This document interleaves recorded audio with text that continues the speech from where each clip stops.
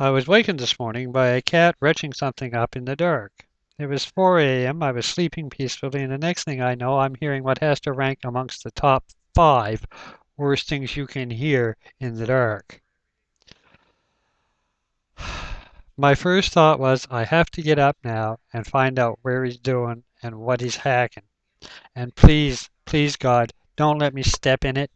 Please don't let him be right beside the bed. Anyway, so now I'm awake at 4 o'clock and I find it and it's not that bad. I clean it up, but I'm up. Did you know that at 4 o'clock in the morning there is nothing on basic cable? Absolutely nothing. Not even Binch the ShamWow guy. He was conspicuous by his absence. I don't know where he was. Maybe he blew out something in his throat. Did you see the mad slap chopper he's selling now? I gotta get me one of those. And them ShamWows. If only I had $19, he would send me so many of them. My brother called Betty, and Betty called me and said, your brother has a flat tire on his wheelchair. So she offered to drive me down so that we could pump up his wheelchair. He has a home care worker come to get him up in the morning, but she's a little old lady and she couldn't do it. So it's no big deal. It's happened before. The thing's leak air. It needs a new tube. So we drive down in the car and it's very, very cold out. Everything goes according to oil. And pump up the tire on his wheelchair, for which I get no thanks. And then Betty gives him some pop and some DVDs from the library and books to read, for which she receives no thank you. And then he's got a couple of personal issues to deal with, some problems that he has. One was solved right away. I had to tell my brother that the reason the cell phone goes black is because when you're not using it, it powers down a little bit.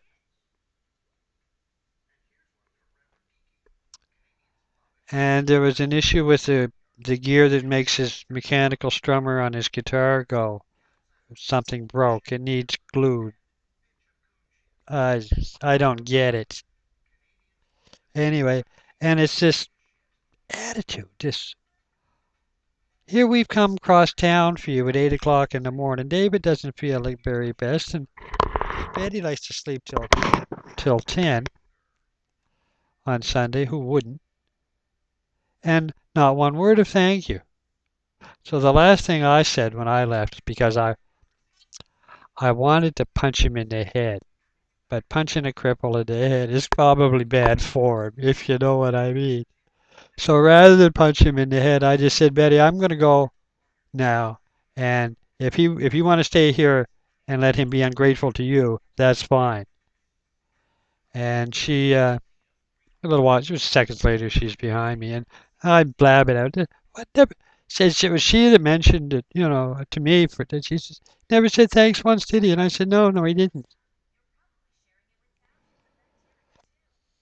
And I can't tell you how grateful I am for everything. And whenever anybody does anything for me, I say thank you. And sometimes I'll just say, thank you for being my friend, because it seemed like the thing to say at the time, even when nothing special was happening. He's a cripple in a wheelchair. This, my mother has had this difficult, complicated, interesting life. Who hasn't?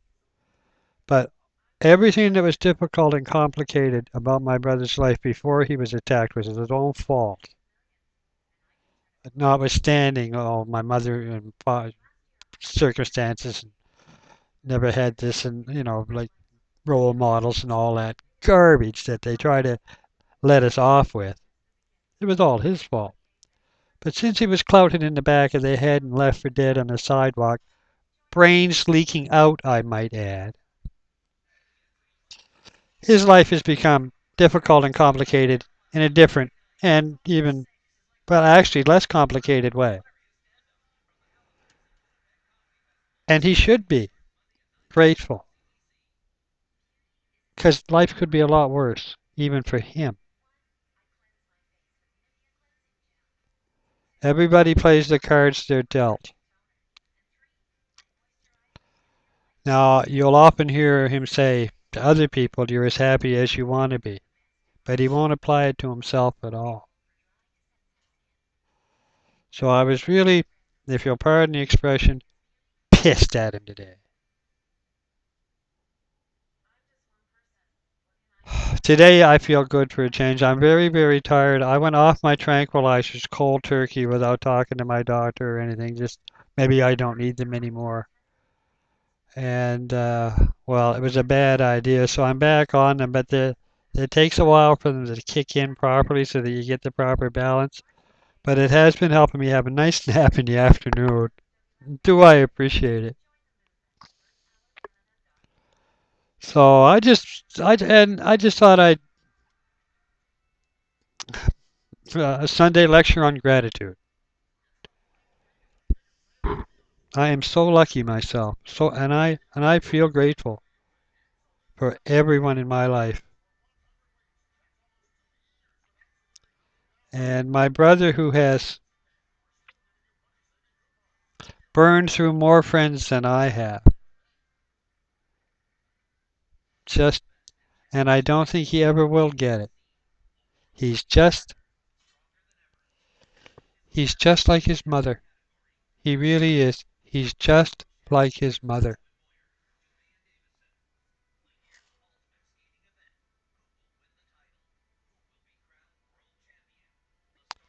Anyhow,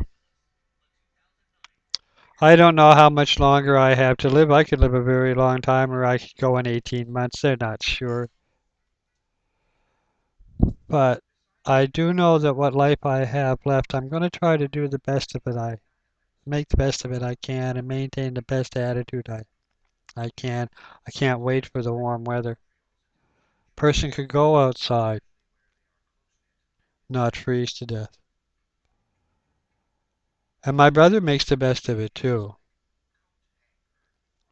But his inner devils are far more savage and deeply seated than mine. And I'm not afraid to look at mine now and then, and he is. Anyhow, Phil is right here. You can't see him. I'm not going to wake him. What if I do this? Well, does it happen? Whoops, whoops, whoops, whoops. There he is. That fan is not working. He's having his nap. Soon he won't be. Soon he won't be able to fit on that. And then what will he do? Where will he sleep? Anyway, so I just wanted to say hi to all of you. My my friends out there, you know who you are, Poppy and